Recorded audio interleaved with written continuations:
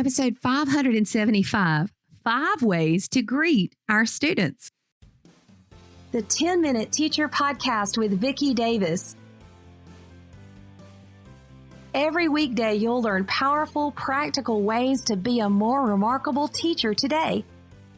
Plan your professional development now. The holidays are a great time to get ahead on your PD. Stay tuned at the end of the show to learn how advancement courses can help you and for a discount. 5 ways to greet our students. Today, we're talking with Thom Gibson. He is a 2-time Teacher of the Year educator in Austin, Texas. His YouTube channel. He also has Stories from the Classroom podcast. But today, Thom, we are going to talk about ways to greet our students. First of all, why is the way we greet our students so important? I think it's so important because setting the precedent for your first interaction with the student. And a lot of these greetings, there's some kind of connection, whether it's a high five or a handshake or something, some kind of connection with the student. And you're starting off right at the beginning of class, making that connection and having a positive interaction with the student to start the day off. So teachers, you want to listen to these because actually I found these on Twitter that you had shared. And I've been doing it and they're very, very powerful. So what's the first, Thom? Okay. The first one started with just Friday. It started with High Five Friday, just going around saying Happy High Five Friday. And then students just slapping your hand, doing it to teachers when they're walking by, doing it to staff, kids that don't want a high five. You just play with it. You just say, you're going to leave me hanging. Oh, come on. Okay. I'll take a pat on the back, just having fun with it. So it started with High Five Friday. And then out of nowhere, a couple of my advisees on Wednesdays, they started saying Fist Bump Wednesday, but I was like, I don't really like that. So we did Fist Bump Wednesday for a little while, but I changed it to Waving Wednesday to keep the alliteration going. Waving Wednesday doesn't make much contact with the student, but students are like, what? And they're like, yeah, give me your best princess wave. And they're like, oh, happy Waving Wednesday. And then after I had 2 days, I was like, okay, well, then students on the other days of the week started to say, well, what's on Thursday? What's on Tuesday? What's on Monday? And so I started to try to figure out, okay, what can I do for some of these other days? So Thursday became Thankful Thursday. Every time a student came up or I walked by a teacher, I would shake their hand and I'd say, Happy Thankful Thursday. What are you thankful for besides your friends and your family? Because it's usually just like the go-tos when people don't really want to think about what they're thankful for. And then I would just keep shaking their hand until they give me an answer. And if they said the same answer, oh, you said that last week, tell me something else. And they're like, water or basketball or sharpened pencils. And it's really fun. And the kids are like, Happy Thankful Thursday, Thom. What are you thankful for? And sometimes they feel they got me if they were to ask me before I asked them. And it's really fun when they're coming in. Tuesday became 2 Thumbs Up Tuesday. Happy 2 Thumbs Up Tuesday. And they're like, their hands are full. They're like, I can give you 1.5. I'll take 1.5. Thank you so much. Happy 2 Thumbs Up Tuesday to you. And they're just coming in and they're smiling and giving me 2 thumbs up. And Monday has been the hardest one to come up with an alliteration that fits and that I like. And so the one that I've settled on for now, I don't like it, but it works. It's a Merry Mini Fist Bump Monday. And you kind of put like one knuckle out, like you don't go for the full fist bump. And if a kid comes at me with a full fist bump, I'm like, it's Mini Fist Bump Monday. Don't come at me with that full fist bump. And it's just this little kind of knuckle bump. And it's weird, but the kids are like, okay.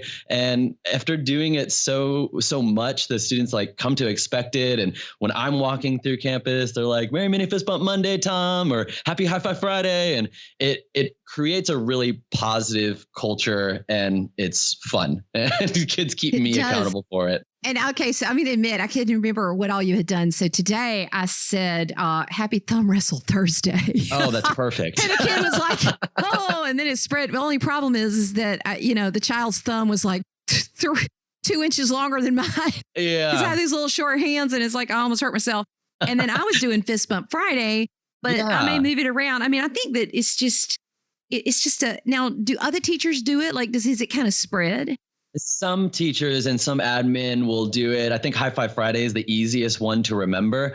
And then it's just funny because even all the teachers have different personalities with it. I'll be like, High Five Friday, and they'll like kind of roll their eyes and come up and give me a high five. And then other teachers are like, hey, High Five Friday. And we're like yelling at each other across the hall. And it's pretty fun. So some teachers will incorporate it, but we just all kind of do it. If they can remember it, they'll do it. Well, having fun, isn't that supposed to be part of being at school? Don't we want to be somewhere that we want to be? Don't we want our kids to, a smile is a teacher's game face. Don't we want our kids to enjoy being there?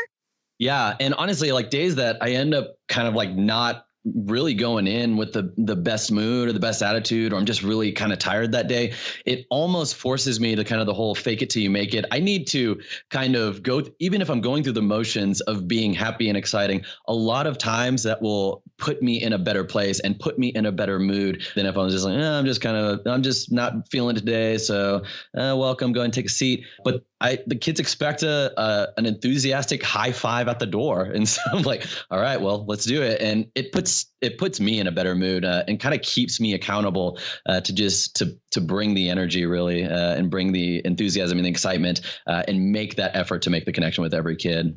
Yeah, because you're greeting them by name, you're looking them in the eye, and you're connecting.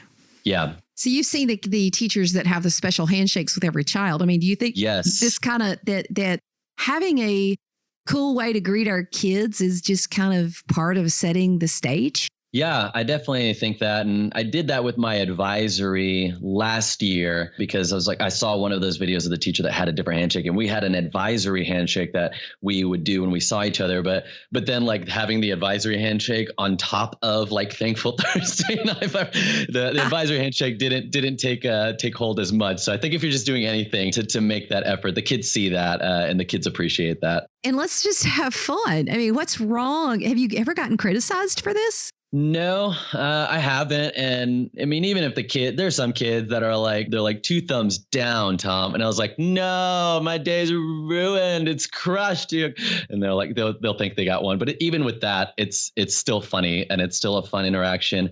I haven't had anyone like be like, I really don't like it when you do that. I've had a few kids that try to sneak by, but then I'll like, oh, no, what are you thankful for? Got to be something besides your friends and your family. But for the most part, I've gotten a pretty positive response from the students and the staff.